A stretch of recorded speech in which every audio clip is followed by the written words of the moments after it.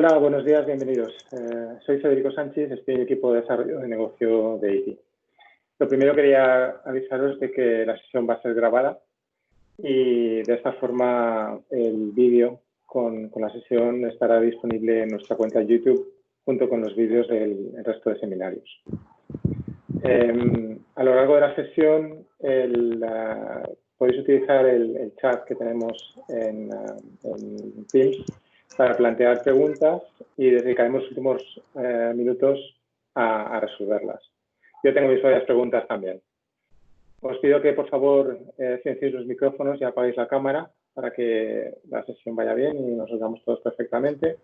Y también os animo a que compartáis en redes sociales todo lo que os parezca interesante con el hashtag ITWebinars y quédate en casa. Voy a hacer primero una muy breve introducción sobre el Instituto Tecnológico de Informática, para los que no conozcan. ITI es una asociación privada de aproximadamente 240 empresas, principalmente del sector TIC de la Comunidad Valenciana, aunque también están empresas de otros sectores que tienen proyectos y tienen necesidades de tecnologías de información de cierta envergadura. Y somos un centro tecnológico reconocido, especializado en investigación, desarrollo e innovación en las TIC, y tenemos como objetivo mejorar y mantener la posición competitiva de las ideas tecnológicas. Nos ocupamos de generar y transferir los conocimientos necesarios para la evolución de la industria y la sociedad en general.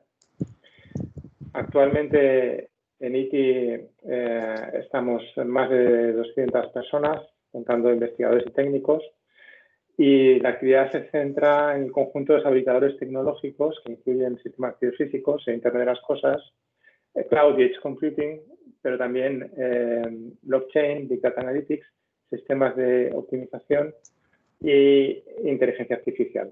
La digitalización, que es con la inteligencia artificial, que es lo que nos ocupa hoy, es una de las principales líneas de ITI. Y todas estas líneas de actividad, todos estos habilitadores, están agregados con una capa horizontal de ingeniería de software, que forma parte de todos los proyectos que hacemos. Actualmente este seminario forma parte de una serie de actividades e iniciativas que hemos lanzado en la situación actual como respuesta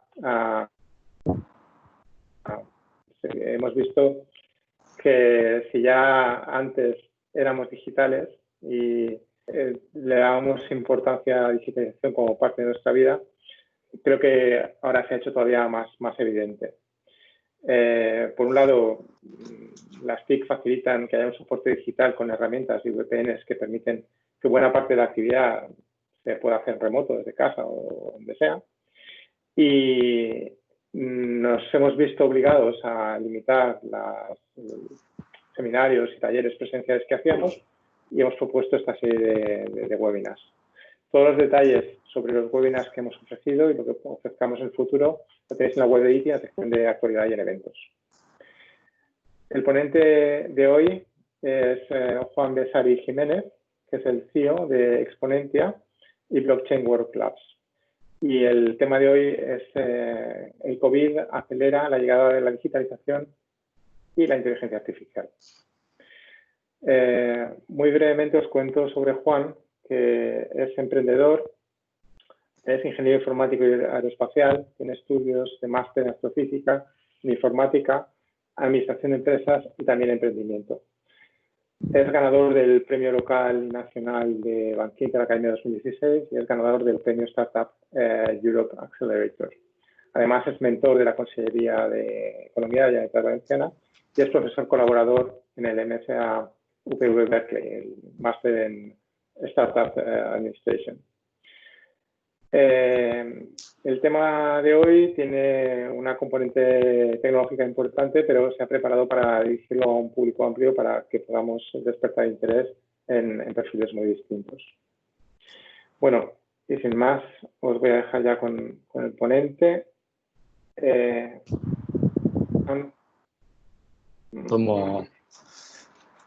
Tomo el control un momento, si queréis. Sí, un momento. Vale. Pues Juan, cuando quieras.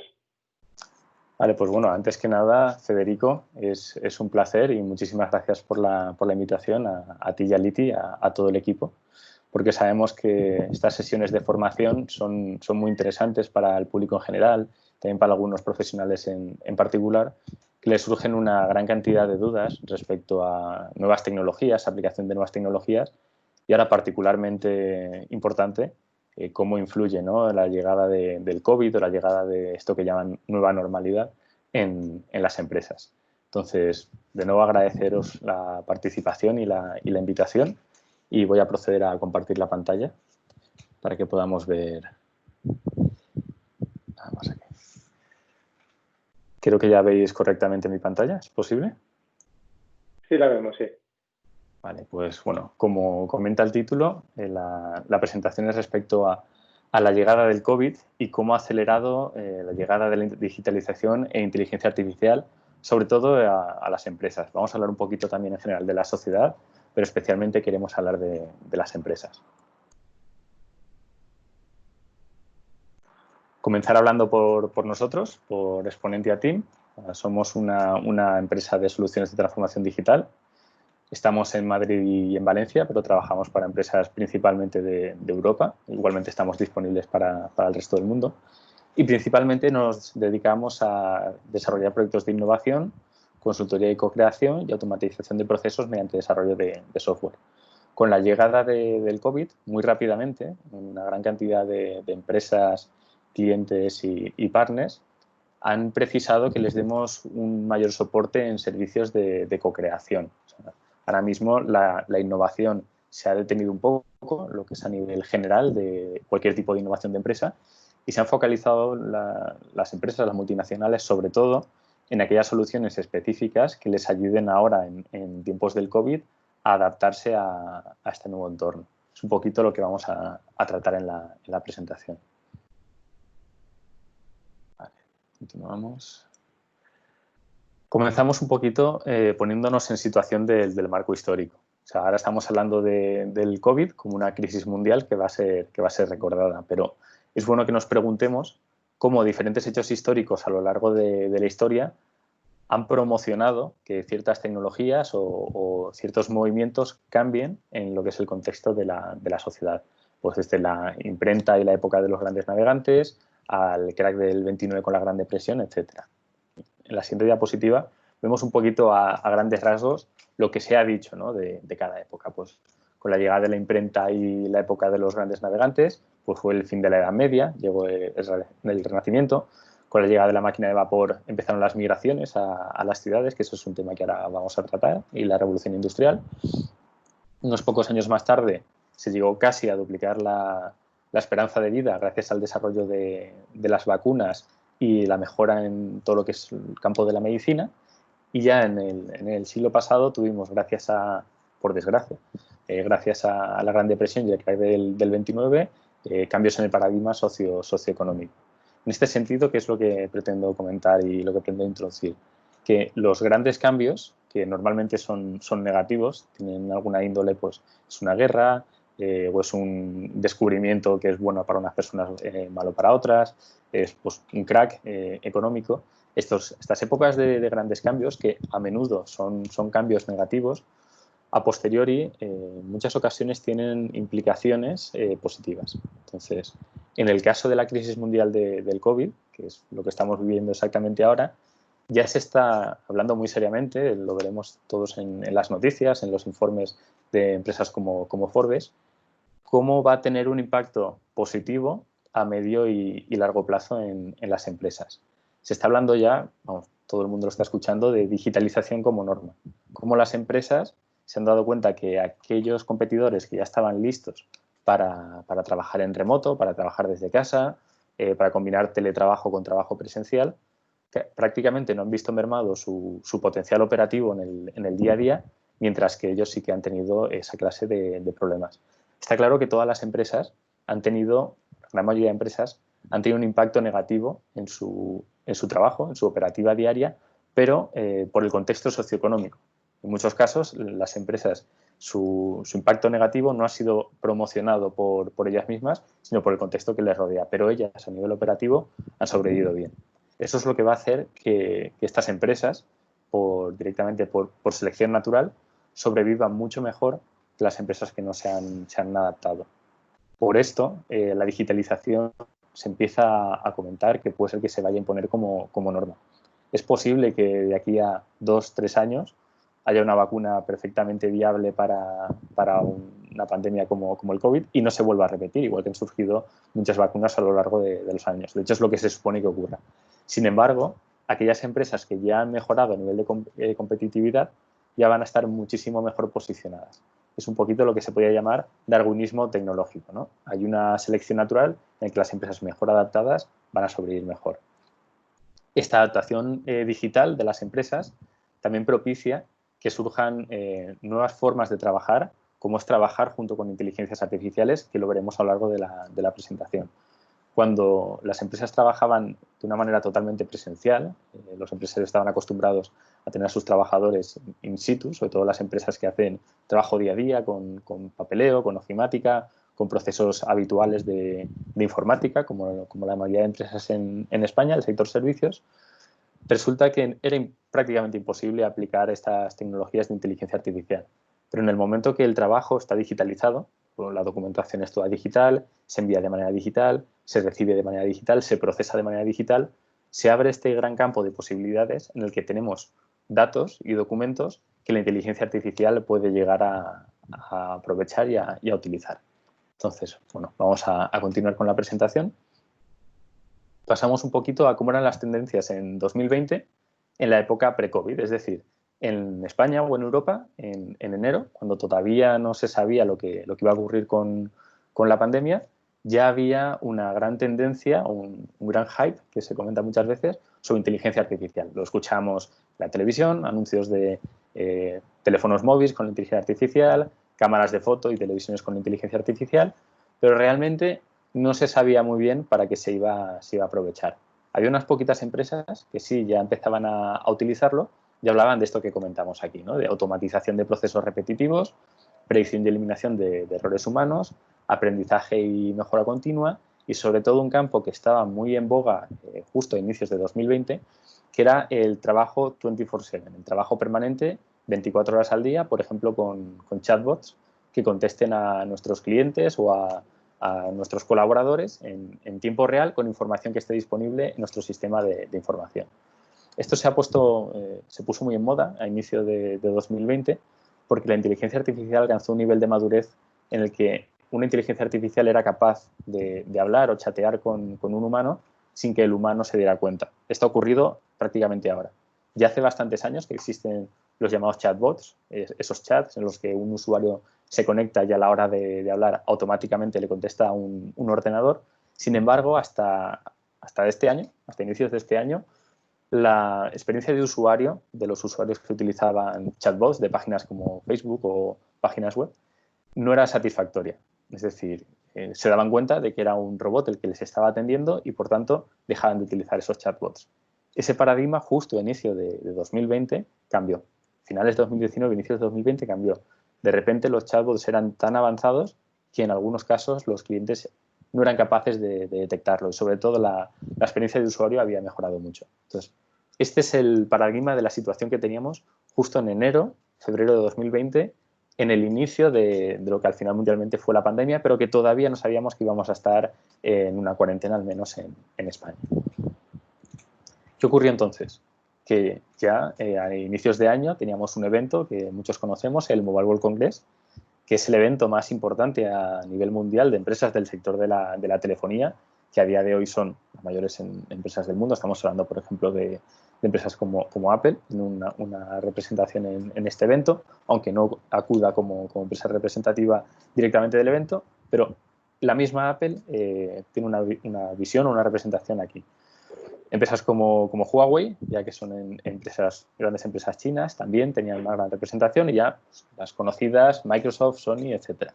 Bueno, pues este gran evento, a inicios de año, empezaron a aparecer empresas, primero una, luego dos, luego tres, que cancelaban su participación. Muchos se preguntaron por qué estas grandes empresas, que gran parte de su facturación viene gracias al marketing que hacen en este evento, no en estos eventos, en este evento en particular, estaban cancelando su participación. No sé si lo recordaréis, pero viendo las noticias, viendo los periódicos, los periodistas se llevaban las manos a la cabeza diciendo que estaban locas estas empresas por no hacer este macroevento solo por un pequeño constipado o un pequeño virus que se decía que había por ahí. Sin embargo, estas empresas, tanto chinas como americanas como europeas, dijeron que no iban a ir. 2 o 3 meses antes de que todo el mundo entrase en cuarentena, estas empresas ya dijeron que no iban a ir. Entonces, ¿qué es lo que nos damos cuenta a día de hoy? Que estas empresas, con su conocimiento, de hecho, más tarde se ha sabido que tienen sus propios algoritmos de predicción, inteligencia artificial, de predicción de riesgos internos, ya sabían lo que iba a ocurrir. O sea, fueron capaces de saber lo que iba a ocurrir incluso antes que la mayoría de gobiernos a nivel mundial. Entonces, estas empresas, al final el evento del Mobile World Congress se canceló por completo, no se hizo porque la práctica totalidad de empresas del sector dijeron que no iban a acudir. El evento se canceló y ya muchas instituciones, sobre todo instituciones del ámbito bancario, empezaron a fijarse en qué movimientos o qué decisiones habían tomado estas empresas tecnológicas. A nivel social y político todavía no se había actuado prácticamente, sin embargo, a nivel del mundo de la empresa, el mundo financiero, el mundo de la inversión, ya tomaron como referencia esto que había ocurrido con las empresas tecnológicas. Es algo a tener muy en cuenta, cómo se adelantaron antes que el resto de empresas. Entonces, llegó la pandemia, ahora sí que estuvimos de lleno desde marzo en un problema importante a nivel operativo en las empresas, y estas empresas, ya estamos hablando a nivel nacional, cualquier empresa, tuvo que adaptarse. O bien tener a sus trabajadores directamente en un ERTE, directamente en vacaciones, como procediera, o adaptarse y continuar, al menos parcialmente, su trabajo de manera remota o con videollamadas y este tipo de relaciones. Entonces, ¿qué ocurrió? Aquí tenemos un dato de mayo, y es que el teletrabajo se aumentó un 34%. Ya se está diciendo ahora en junio, julio, que el volumen todavía fue mayor de lo que públicamente se decía, que es este 34%, porque muchas empresas no tenían integrada estas soluciones en sus procedimientos y no se sabía, pero realmente lo estaban utilizando. Y aquí está la duda que nos surge, un poquito el tema de esta presentación. ¿Realmente tiene tantas implicaciones esto de que un 34% de aumento en el teletrabajo? A mí como empresa que trabajo en el sector servicios, con clientes, con procesamiento de documentación, ¿realmente me importa que esto ocurra? Al final solo es un tercio de la competencia, ¿no? o de mis colaboradores. Pues ahora veremos que sí, que realmente sí que importa. La reacción que hubo a nivel mundial fue muy rápida con la crisis del COVID, y ya no solo a nivel empresario, sino a nivel incluso investigador, se potenció muchísimo el desarrollo de la inteligencia artificial. Ya no en particular de la digitalización, sino la inteligencia artificial en general. ¿Por qué? Porque en un contexto, como decíamos anteriormente, de competitivo, las tecnologías que mejor resuelven un problema son en aquellas en las que se va a invertir. Se han invertido decenas de miles de millones de euros en desarrollos de inteligencia artificial en apenas unos meses. ¿Por qué? Porque las instituciones sabían que la inteligencia artificial era la mejor herramienta para solucionar estos problemas. Aquí destaco un caso en particular, que es el de Folding@Home. Folding@Home es un proyecto abierto a nivel mundial, desarrollado por varias universidades de Estados Unidos inicialmente, que lo que proporciona es una red de cómputo para investigadores y científicos, los que estamos viendo en la televisión, que precisan herramientas y tecnología para poder hacer sus investigaciones, pues Folding@Home proporciona a estos investigadores y científicos una red de cómputo para tratar de obtener respuestas en el mundo de la inteligencia artificial. Por ejemplo, haciendo estudios de qué proteínas del exterior, en este caso del coronavirus, pueden ser susceptibles de ser atacadas con algún fármaco.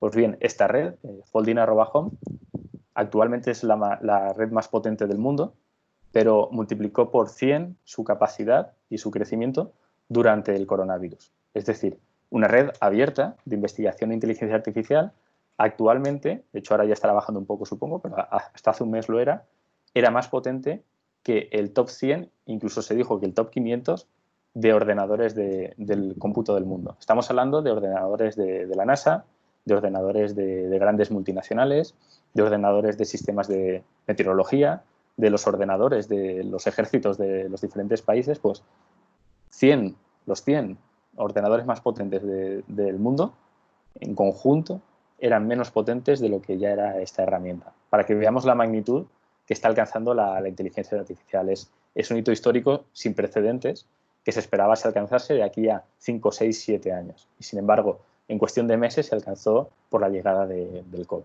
Entonces, aquí vemos cómo hay una reacción, cómo esta llegada de una pandemia realmente genera un cambio rápido además. ¿Qué ha ocurrido entonces a día de hoy? ¿Qué es lo que está pasando ahora? La inteligencia artificial nos está ayudando, nos sigue ayudando, igual que nos ayudaba antes. O sea, seguimos utilizando inteligencia artificial para la bolsa, inteligencia artificial para predicción meteorológica.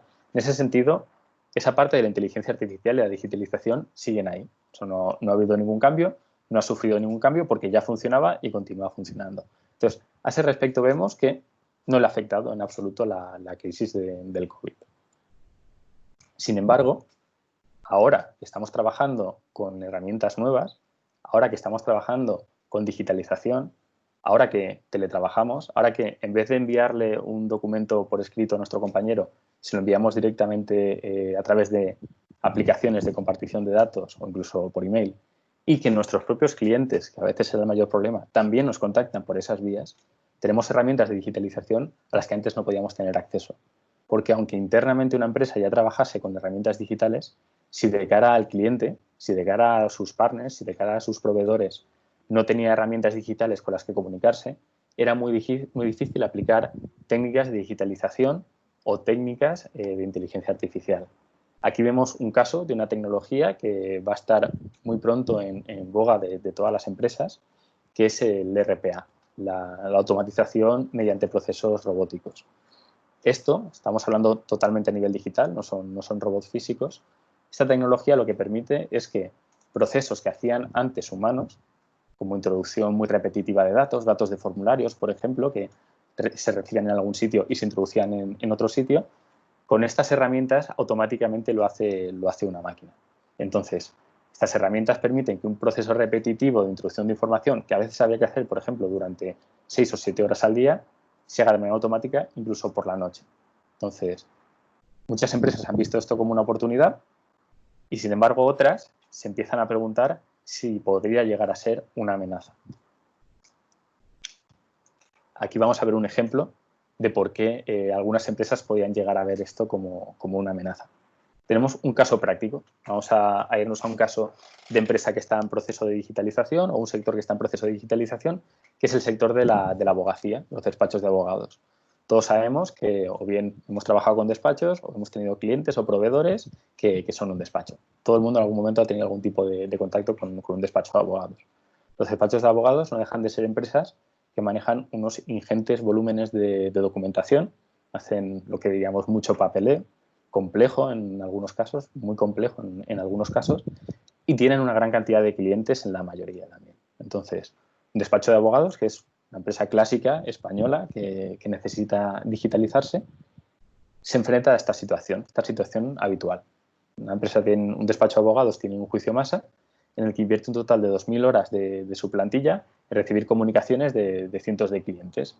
Por ejemplo, estemos hablando de un juicio masa respecto al sector bancario, por poner un ejemplo, como cualquier otro.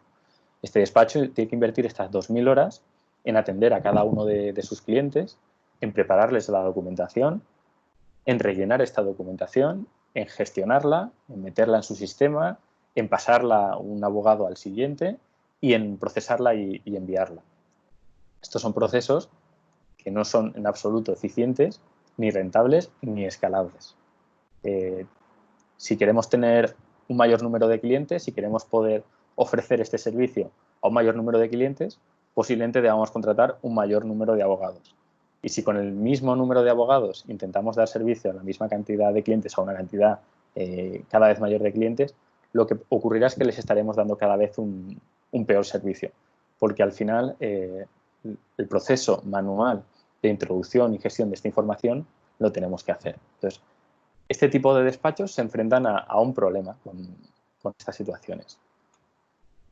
¿Qué ocurre? Que podríamos tener un segundo despacho en la misma ciudad que aplicara tecnologías como OCR. ¿Qué es OCR? OCR es una tecnología que permite la lectura automatizada de documentos, ya sea escritos, formato Word, Excel, como solemos conocer, o incluso en forma de imagen, como podría ser un PDF o incluso una fotografía. Bueno, pues la tecnología OCR es un tipo de inteligencia artificial, es capaz de leer estos caracteres e identificarlos como palabras. Entonces, imaginemos que tenemos un segundo despacho que ha sido más innovador, que se ha preparado más y ha adaptado estas tecnologías como son OCR a su quehacer del día a día.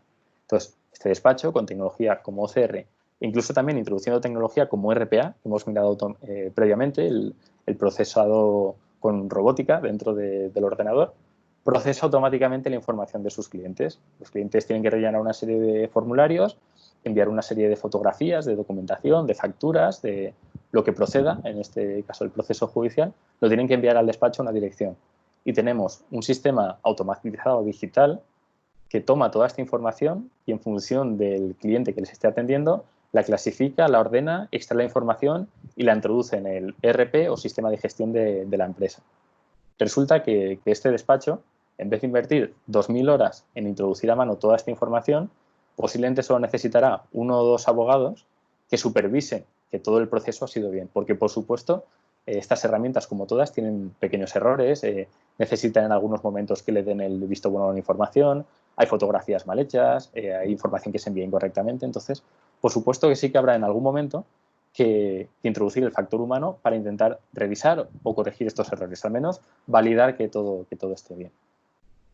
Pero en resumen lo que está ocurriendo es que esta segunda empresa solo ha invertido 200 horas en procesar esta información, con lo que tendrá el resto de sus abogados disponibles ya no para procesar información, sino para analizarla o pensar una estrategia de actuación en el juicio, con lo que tendremos un mejor resultado con potencialmente un menor coste. Entonces, la amenaza de la que estábamos hablando al principio de la presentación es el primer despacho, cuando sepa que su competencia está haciendo esto, ¿cómo va a reaccionar? ¿Cómo va a poder competir? ¿Va a reducir precios? ¿Va a tratar de alcanzar un mayor número de clientes? ¿Va a invertir en marketing? Lo más habitual y lo más común, de hecho es lo que está empezando a ocurrir ya, es que las empresas directamente inviertan en hacer lo mismo. Si mi competencia se ha digitalizado, yo me tengo que digitalizar porque si no es literalmente imposible que pueda competir con ellos. Entonces, aquí vemos la situación real que esto empieza a suponer una amenaza para algunas empresas. Para el resto, por supuesto, todavía es una oportunidad. Aquí vemos dos casos más. El caso anterior era un caso muy clásico español, un caso de un despacho de abogados, pero esto afecta a cualquier sector. O sea, tenemos sistemas de optimización de procesos productivos y rendimiento. Aquí lo vemos en la imagen de la izquierda. En este caso es el sector deporte. O sea, ni siquiera estamos hablando de producción habitual del sector servicios, sino de sector deporte, de personas que corren. Si un deportista de élite tiene una herramienta que le asesore a nivel de optimización de sus recursos, que le haga un histórico de cuál es su rendimiento, de qué días mejora su rendimiento, qué días baja, qué variables hacen que mejore o empeore, y el resto de deportistas no lo tienen, este deportista va a tener una ventaja competitiva muy clara respecto a los demás, porque a efectos prácticos tiene un asesor que los demás no tienen. Y en el caso de la derecha vemos un caso que ahora cada vez va a ser más común, que en los pasados años ya se empezó a hacer, que es el análisis del sentimiento. O sea, los partidos políticos ahora, actualmente, antes de ir a unas elecciones, hacen análisis muy serios de las redes sociales mediante inteligencia artificial, en el que buscan qué perfiles de votantes simpatizan o no simpatizan con sus políticas. Es más, estos sistemas incluso empiezan ya a decirle a estos partidos políticos qué deberían decirle a diferentes perfiles de usuarios para poder convencerles. Entonces, aquellos partidos políticos que no estén utilizando esta tecnología en las próximas elecciones frente a los partidos políticos que sí que lo estén utilizando, van a tener un problema serio a nivel de marketing. ¿Por qué? Porque un partido político que no utilice esta tecnología potencialmente se basará en sistemas un poco anticuados para hacer mail marketing, para enviar publicidad por redes sociales, incluso a los buzones. Estará enviando muchísima publicidad a votantes que ni siquiera le van a votar y con mensajes que son incorrectos. Sin embargo, empresas que estén aplicando inteligencia artificial, un caso muy famoso fue el de Trump en Estados Unidos, van a conseguir muchos más votos de los que se esperaba. Otros casos bastante conocidos de aplicación de sistemas de inteligencia artificial a, por ejemplo, el voto, es el caso del Brexit. Incluso se especula que en el contexto de las elecciones en Cataluña ocurrió lo mismo. Entonces, por eso ya empieza a haber una ventaja competitiva muy importante entre las empresas que aplican esta digitalización e inteligencia artificial a sus procesos frente a las que no. Aquí tenemos un caso de éxito español, porque también tenemos que hablar de casos de éxitos reales españoles, que son las bodegas Emilio Moro. Bueno, este es un caso que fue presentado en el Summit de IBM el año pasado, de una bodega, unos viñedos españoles, que paulatinamente, poco a poco, con prueba y error, se han ido digitalizando y han empezado a aplicar inteligencia artificial al día a día de sus procesos. Vemos que no ha sido en solo un campo, sino que ha sido en un montón de campos de la especialidad de la empresa. O sea, desde integración con sus sistemas ERP o gestión interna, gestión del conocimiento, de la investigación de la propia empresa, recopilación de Big Data, de datos de viñedos, datos del clima, históricos de calidad del vino, nuevas fuentes de datos que han ido automatizando, han ido añadiendo, que ahora veremos a continuación, y la integración de todos estos sistemas en sistemas de inteligencia artificial, paneles de control que permitan a los usuarios, sobre todo de la bodega, tener información sobre las mejores prácticas respecto a los viñedos, que es su especialidad, y herramientas que ayudan en la toma de decisión. Sabemos que hay empresas que ya son referente a nivel nacional de cómo de manera paulatina se puede llegar a integrar toda esta digitalización e inteligencia artificial en empresas que antes parecía que no tenía ningún sentido integrarla. Emilio Moro es un caso referente ya a nivel nacional de empresa que ha tenido un gran crecimiento y una gran mejora, sobre todo en términos como el análisis de calidad, gracias a la inteligencia artificial. En particular, en esta empresa, en Emilio Moro, lo que se procedió fue a integrar en un mismo sitio toda la información que obtenían. La obtenían de diferentes maneras, de drones, imágenes satelitales, bases de datos previos, históricos, de calidad de vino, de viñas, de calidad del terreno, etc. Toda esta información la fueron integrando poquito a poco, gracias a servicios tanto internos como externos, las agruparon en una misma base de datos y comenzaron año tras año a investigarla, a analizarla y a mejorar, con lo que lograron tener una posición muy destacada, muy destacada respecto a la competencia en cuanto a análisis de la calidad interna y procesos del propio vino. Ahora tenemos un viñedo, una bodega, que es capaz de saber realmente qué es lo que hace que su vino sea tan bueno y cómo mantener esas propiedades a lo largo del tiempo. Ya no es una cuestión puramente de prueba y error, que es lo habitual en las bodegas. Por último, esta es la penúltima diapositiva de la presentación, tenemos un caso práctico generalista para cualquier empresa que de alguna manera esté interesada o cualquier desarrollador que quiera introducirse en este mundo de la inteligencia artificial para digitalización de empresas. Vemos cuáles son los tiempos y el proceso de aplicación de la inteligencia artificial. O sea, la inteligencia artificial necesita un histórico de datos de un cliente, de datos externos, que lo que proporciona es una analítica descriptiva, es decir, la inteligencia artificial te responde qué es lo que está viendo, que está subiendo un valor de la bolsa, está bajando un valor de la bolsa, lo que tradicionalmente diríamos una estadística, ¿no? Un análisis estadístico. Este proceso, que es el primer proceso siempre que hay que llevar a cabo cuando se lleva a cabo una implantación de un desarrollo de inteligencia artificial, que digamos que tiene unos 6 meses aproximadamente de duración, nos permite hacer una recopilación de datos y ser conscientes del entorno que nos rodea, de qué está ocurriendo.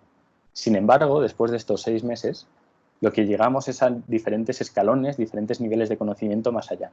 La inteligencia artificial, a medida que pasa el tiempo, es capaz de decirnos por qué ha ocurrido algo. Ya no solo nos dice qué ha ocurrido, sino por qué ha ocurrido. ¿Por qué ha subido este valor en bolsa? ¿Por qué ha llovido finalmente hoy?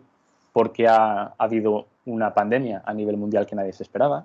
Este tipo de información nos la empieza a dar la inteligencia artificial pasado ese tiempo inicial de, digamos, unos 6 meses típicos de implantación, en función, por supuesto, de la cantidad de datos o los tiempos de procesamiento. Pero es que no nos quedamos ahí. Quedan todavía 2 escalones que son todavía más interesantes. El primero, que es el que ya se aplica en bolsa, que es predecir qué va a ocurrir, es decir, utilizar inteligencia artificial para saber qué ocurrirá dentro de una hora, dentro de 24 horas o dentro de unos días.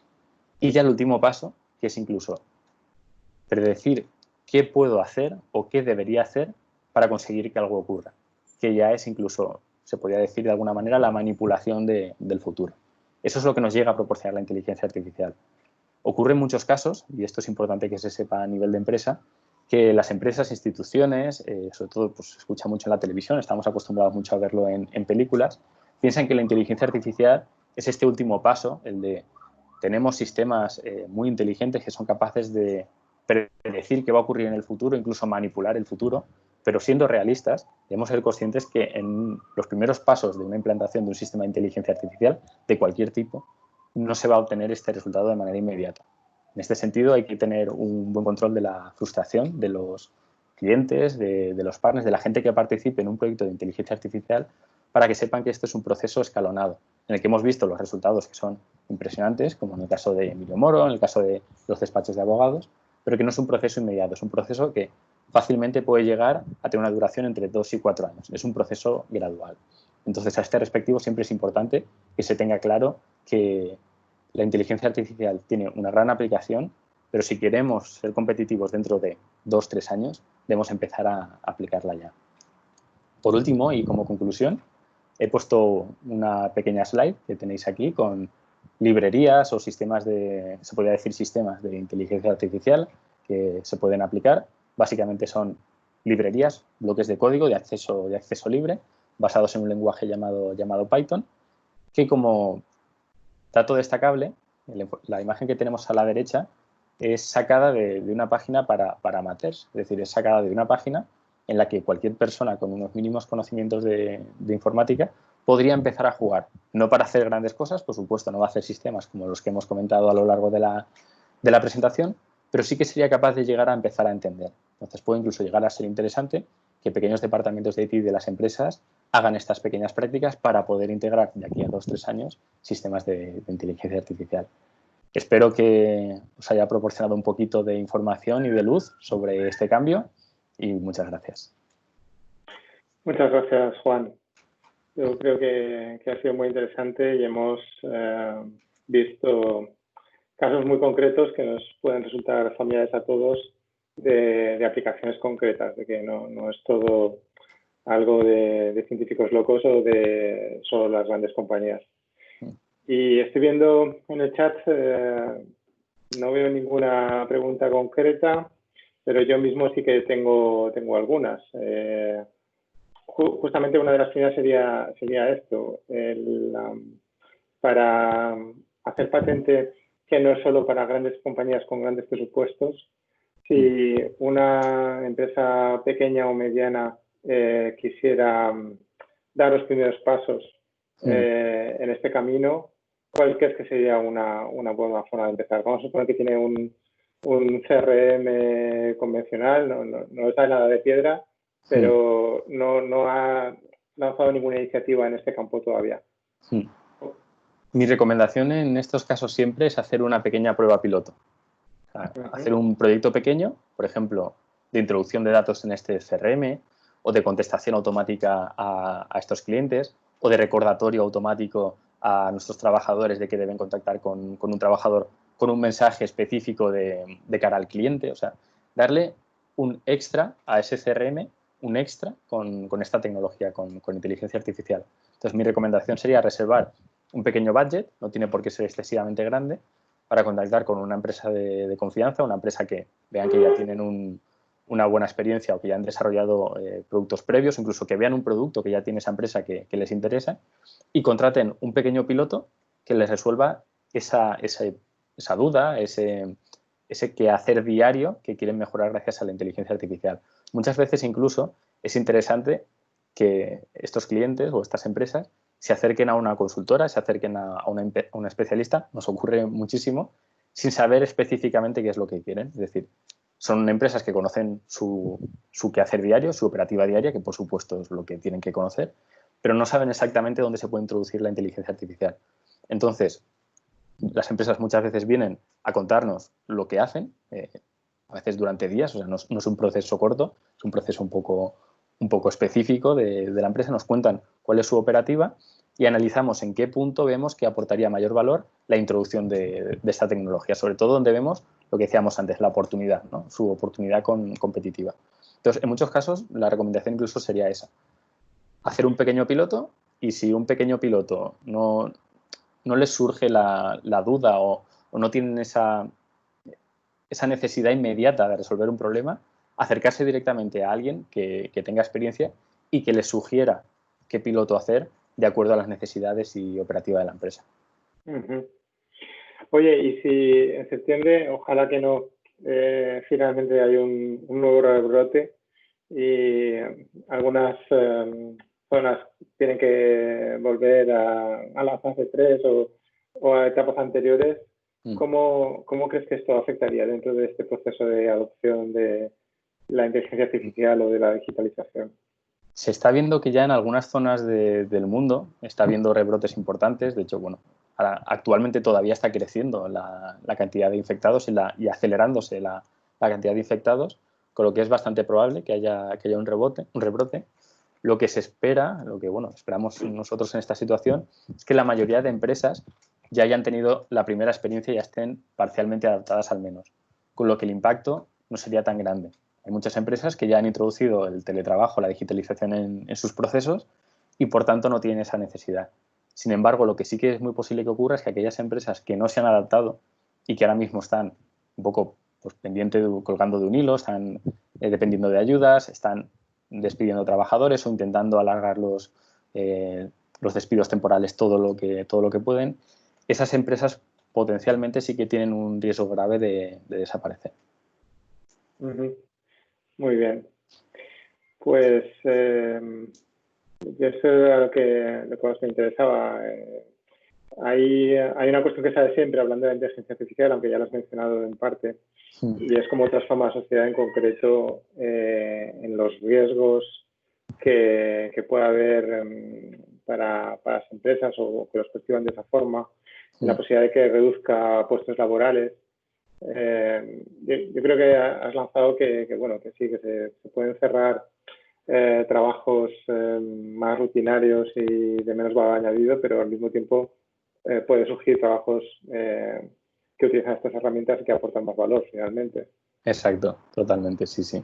En campos como la investigación, muchos trabajos que se hacían antes de manera manual, ahora se hacen con inteligencia artificial y el investigador se puede centrar en investigar, con lo que no necesitas menos investigadores, siempre hace falta más investigadores. Te puedes centrar en tu estrategia de análisis, en tu estrategia de desarrollo de una vacuna, por ejemplo, como en el caso que estamos ahora, y dejar que sea la inteligencia artificial la que haga los cálculos, por ejemplo. Vale. Bueno, pues yo creo que ha sido muy interesante. Probablemente lo podemos dejar aquí. Como comentaba antes, si alguien se ha unido a mitad de la sesión y quiere consultarla posteriormente, va a estar subida en el canal de YouTube de ITI. Y bueno, os animo a que veáis contenidos de otras sesiones, otros webinars que hemos ofrecido, y a estar atentos a lo que publiquemos de las nuevas propuestas. Y también para los que quieran entrar en profundidad y adquirir mayor conocimiento sobre estas áreas, también os invito a visitar la sección de formación de ITI, donde están los programas de los cursos que ofrecemos, que a quien esté interesado pues le pueda dar acceso a un conocimiento profundo más detallado, más aplicado a su caso concreto. Y sin más, pues solo quería agradecer a todos la asistencia y Juan, muchas gracias por tu contribución y bueno, creo que realmente ha sido muy interesante. Gracias a vosotros. Venga, pues estamos en contacto, gracias. Hasta luego. Placer. Hasta luego.